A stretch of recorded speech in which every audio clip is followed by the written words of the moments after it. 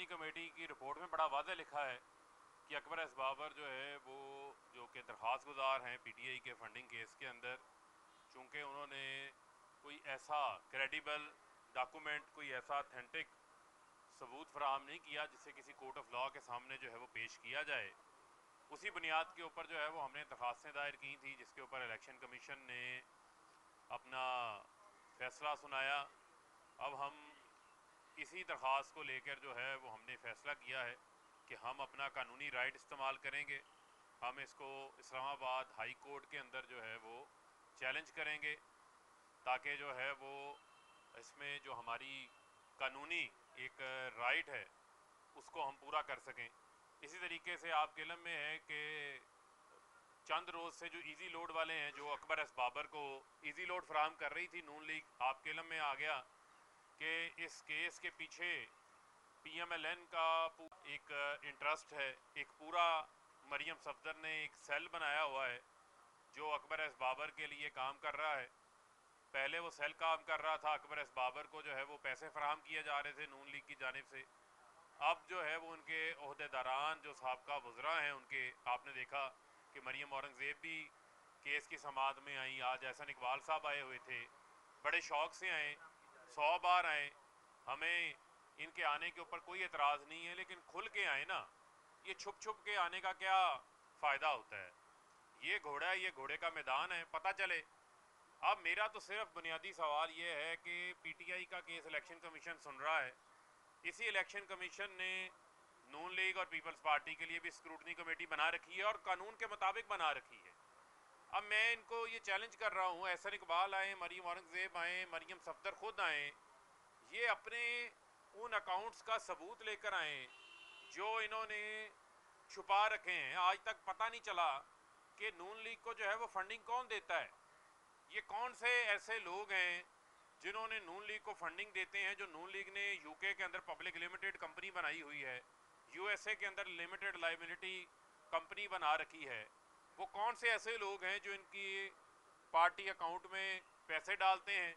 पैसे डालने के ऊपर कोई 5 करोड़ फंड देता है, किसी को मुशीर हवाबाजी बना दिया जाता है। जो पिंडी का सबसे बड़ा कब्जा ग्रुप लैंड ग्रैबर होता है वह 10 करोड़ देता है। उसके बाद करोड़ों रुपए की ऐसी रकूम है, 64 करोड़ रुपया, जिसका आज तक कोई हिसाब किताब नज़र ही नहीं आ रहा, कोई शनाख्ती कार्ड ही मौजूद नहीं है, कोई रिकॉर्ड ही मौजूद नहीं है।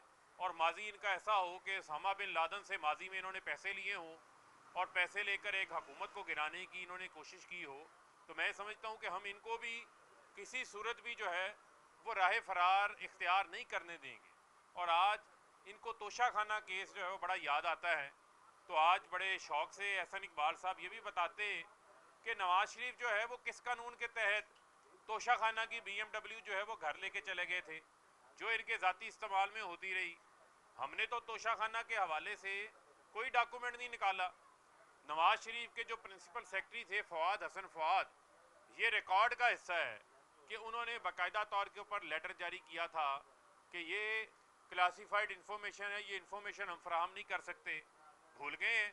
तोशाखाना के हवाले से एक साबका वजीर आजम तो हार ही घर लेके चले गए थे, बाद में वापस करना पड़ा था एक मुल्क से। और बीएमडब्ल्यू जो आसिफ अली जरदारी तोशाखाना केस की लेके जाते रहे हैं, क्या उस वक्त आप लोगों ने गलत किया था, ठीक किया था? ये तमाम चीज़ों के जवाब जो है वो आज तक नहीं आए और उन जवाबों के हम मुंतज़र हैं। वो जवाब एहसन इकबाल और पीएमएलएन से हमने हर सूरत वो जवाब लेने हैं आपसे, क्योंकि आपको तोशाखाना तो बड़ा याद आता है। उस तोशाखाना की बीएमडब्ल्यू, जिस बीएमडब्ल्यू पे मरी की सैरें होती थी, जिस बीएमडब्ल्यू पे मुझे क्यों निकाला की सारी आपने कैंपेन चलाई, उस बीएमडब्ल्यू को आके हिसाब दें कि वो बीएमडब्ल्यू तोशाखाना की आप कैसे अपने साथ अपने घर जो है वो लेके चले गए थे। और समझ नहीं आती कि अजीब तमाशा लगा हुआ है। वो तमाशा क्या है कि जिन लोगों ने मुल्क को लूटा है, जिन्होंने चोरी की है, जो मुल्क के इदारों को तबाह करते रहे हैं, जो 2008 से 2018 तक ये सब इक़्तिदार में थे। पीपल्स पार्टी नून लीग का मरकज़ में इत्तेहाद बना हुआ था, फिर नून लीग निकल गई इत्तेहाद में, तो पंजाब में पीपल्स पार्टी और नून लीग का इत्तेहाद चलता रहा। फजलुर रहमान जो है वो हर इत्तेहाद के अंदर जो है वो मज़े लूटते रहे हैं, डीजल के परमिट लेते रहे हैं, लस्सियाँ पीते रहे हैं और जायदादें दो हाथों से बनाते रहे हैं।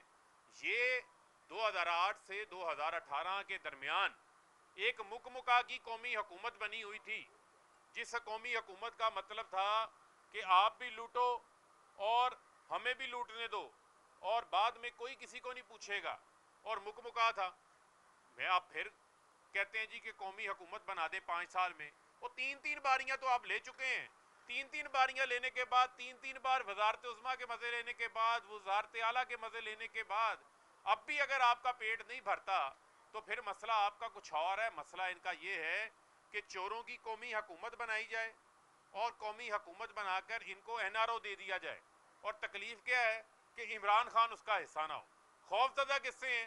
खौफजदा इमरान खान से हैं, जो इनको एनआरओ नहीं दे रहा, जो चाहता है कि इनका एहतसाब हो, जिन्होंने मुल्क को लूटा है, जो चाहता है पाकिस्तान के अंदर पहली बार कानून की जो है वो हाकमियत कायम हो, ये उसके रास्ते में जो है वो रुकावट डालना चाहते हैं। जो है कभी नो कॉन्फिडेंस की मूव आ जाती है, कभी कौमी हुकूमत की कहानी आ जाती है। मैं इनको ये पैगाम देना चाहता हूँ कि यहाँ पर अवाम की कौमी हुकूमत बननी है, और मैं समझता हूँ कि कानून की हुकूमत बननी है, और आप लोगों के लिए किसी किस्म की कोई एनआरओ की गुंजाइश नहीं है। आप जितनी मर्जी सिंध हाउस के अंदर मंडियाँ लगा लें। मुझे आप ये बताएं कि ये मिनिस्टर, ये जो आपका पार्लियामेंट हॉस्टल है, पार्लियामेंट लॉजेस है, इससे महफूज जगह कौन सी होगी? पिछले 3.5 साल में तो किसी पे कोई हमला नहीं हुआ।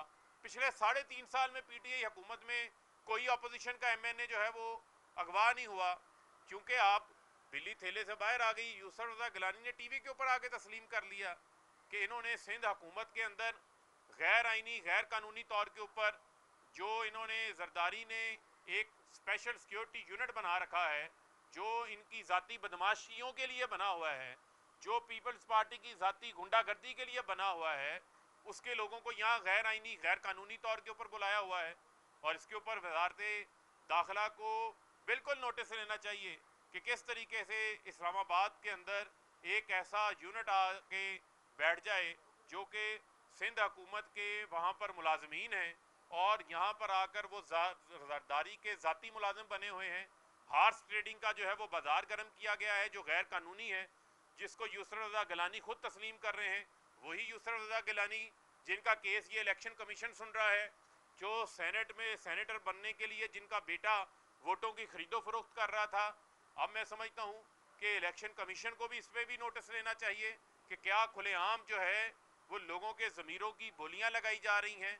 आसिफ अली जरदारी जो है वो ज़मीरों के सौदागर बने हुए हैं, और शहबाज शरीफ जो है वो एब्सोल्युटली नॉट के ऊपर जो है वो उछलना कूदना उन्होंने शुरू किया हुआ है। क्यों उछल कूद रहे हैं? क्योंकि इनकी जायदादें, लूट मार का माल उन मुल्कों के अंदर पड़ा हुआ है जिनके इन्होंने हमेशा बूट पॉलिश किए हैं, जिनके आगे ये हमेशा गुलामाना तौर के ऊपर सर झुका के खड़े होते थे। इनको आज़ादाना खारजा पॉलिसी वाला वजीर आजम कैसे पसंद आएगा, जिसकी ना लूट मार है, जिसने ना मनी लॉन्ड्रिंग की, ना जिसने जायदादें बाहर बनाई। ये कहते हैं जनाब एब्सोल्युटली नॉट कह दिया, किसी मुल्क को जो है वो नाराज कर दिया, तो क्या आपकी तरह हम भी लिख के दे देते? कौम मुल्क की सालमियत पे सौदा कर लेते, ड्रोन हमले शुरू करवा देते, अपने लोगों को मरवाना शुरू कर देते,